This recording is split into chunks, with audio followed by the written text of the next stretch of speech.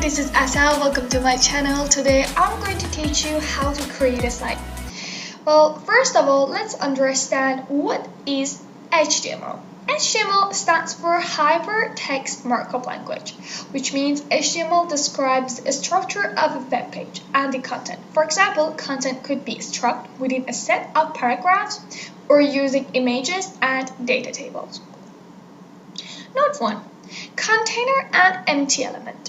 Generally, there are two kinds of elements, the container and empty. The container element has opening tag, some text, and a closing tag.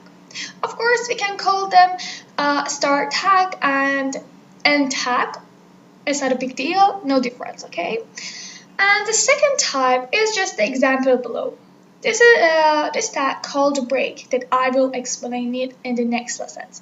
The content doesn't go between this, and this is an individual tag, okay? About note 2, what is the difference between element and tag?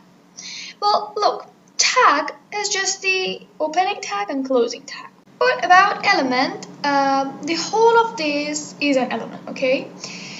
Element included opening tag, some text, and the closing tag. And the last word is, this is the structure of HTML element.